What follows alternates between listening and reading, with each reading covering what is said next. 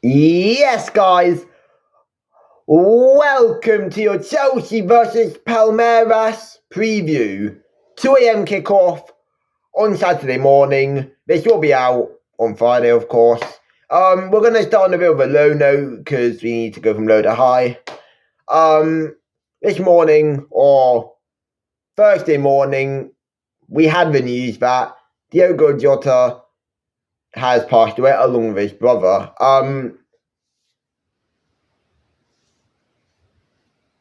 All my thoughts and condolences go out to his friends and family. Pedro Neto, of course, being really close friends with Diogo Jota.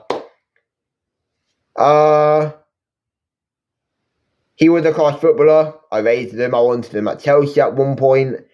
And he was also a really nice guy.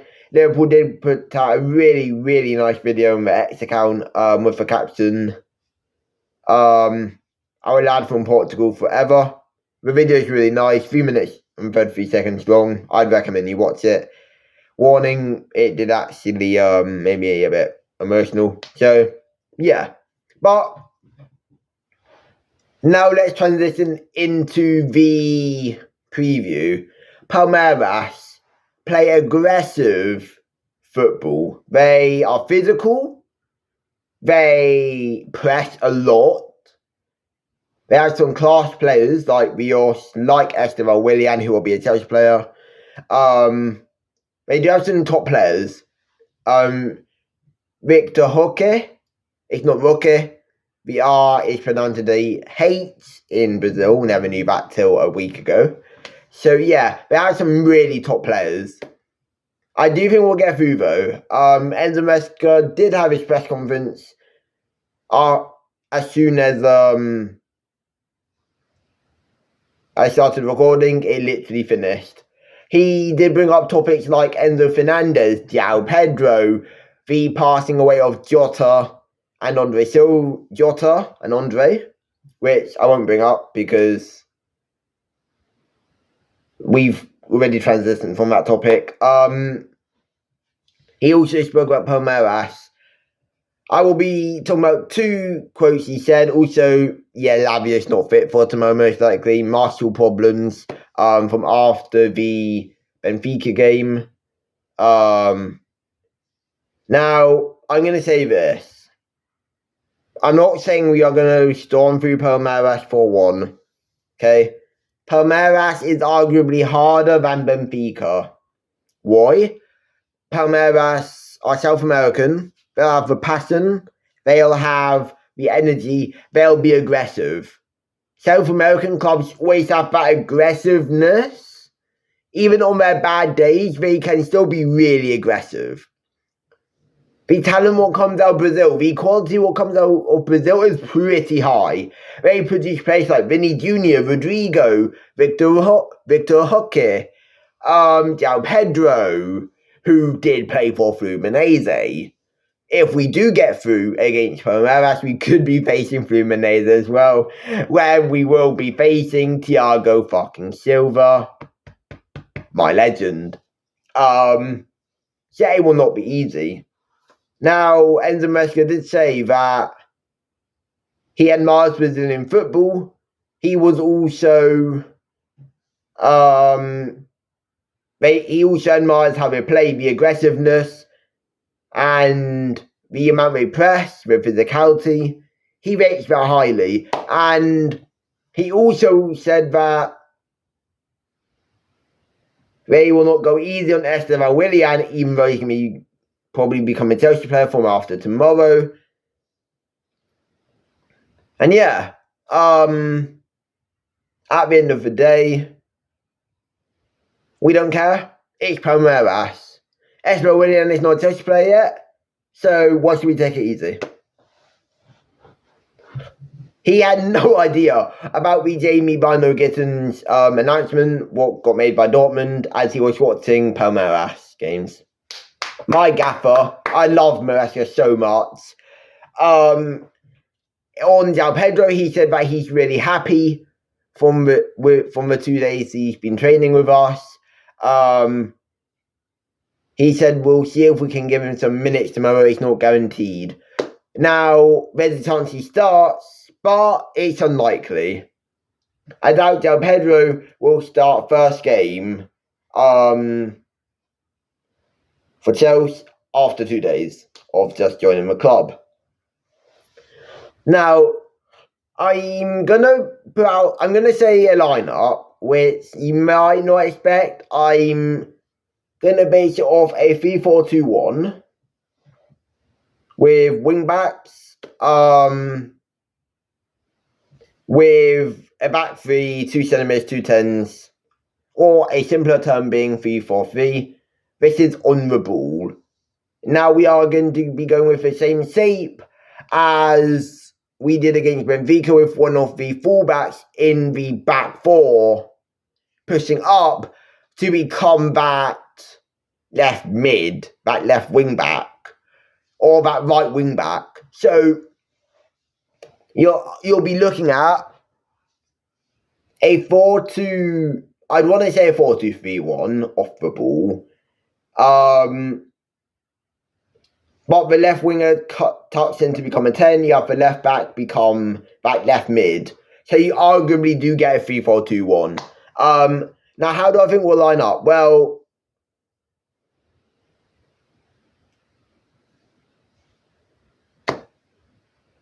Robert Sanchez in goal. No debates. Now, there's a chance he does start Jorgensen, but I do think Rob gets the start, though. The back four: Reece James, Tosun, Colwill, and Cucurella. With V. Now, also, he did say Pedro Neto can choose if he wants to play or not, so assuming he doesn't choose to play, we'll make this lineup without Pedro Neto in it. So, no Pedro Neto in this lineup. With Cucurella becoming that left wing back / left mid on the ball. The pivot, Esugo and Enzo Fernandez. We are missing Caicedo due to suspension. We are missing Lavia. We need someone with physicality in the midfield. Esugo is the best thing we got. Andre Santos is not starting tomorrow. He'll get absolutely out-physiqued by Palmeiras, I'd assume. But there's also a chance with Andre Santos playing in Brazil, he might get a start. But I do think Esugo starts tomorrow with Enzo Fernandez in the midfield pivot. Your left 10 and your right 10s are João Pedro. I think he could start tomorrow, and I want him to start. So João Pedro on the left as the playmaker-esque 10, which he's really good at. Then Cole Palmer on the right-hand space, being that goal-scoring 10, who mainly looks for chances to score. Yeah, both 10s can obviously do the goal-scoring. Obviously, you have the playmaker, then you have the shadow striker. Right mid, that's right wing back. I'm going to go with Madueke. Now, if Neto starts, I will not complain. I prefer Pedro Neto.